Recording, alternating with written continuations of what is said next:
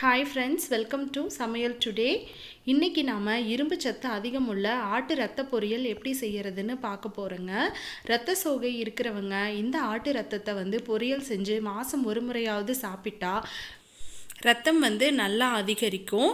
அதனால தவறாம மாசம் ஒரு முறையாவது நீங்க இதை கண்டிப்பா செஞ்சு சாப்பிடுங்க. இப்போ இது செய்யறதுக்கு ஒரு பேனில் ஒரு 2 ஸ்பூன் அளவுக்கு எண்ணெய் சேர்த்துக்கோங்க.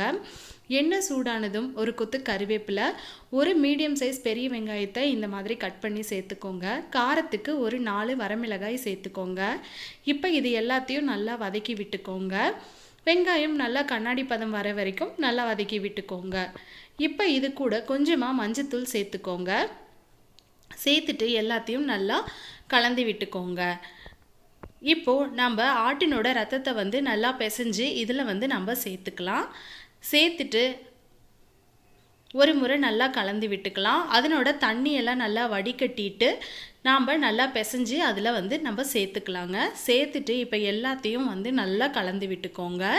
அந்த ஆட்டு ரத்தத்தில் இருக்கிற தண்ணி எல்லாமே நல்லா சுண்டி நல்லா வெந்து வரணும்.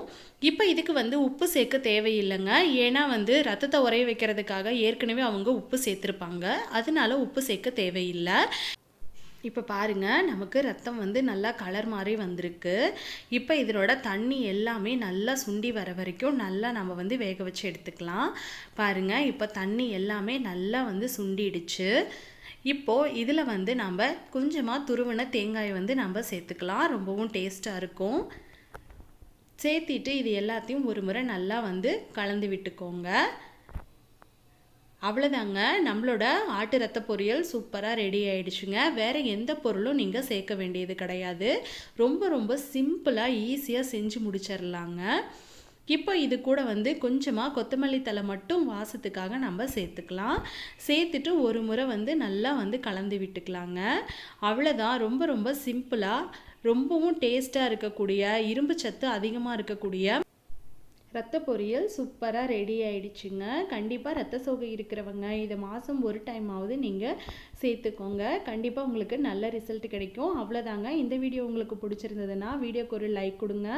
உங்களோட ஃபீட்பேக்ஸை கீழே எனக்கு கமெண்ட்ஸில் சொல்லுங்கள். மறக்காமல் சமையல் டுடே சேனலை சப்ஸ்கிரைப் பண்ணிக்கோங்க. என்னுடைய இந்த பதிவை பார்த்ததற்கு நன்றி.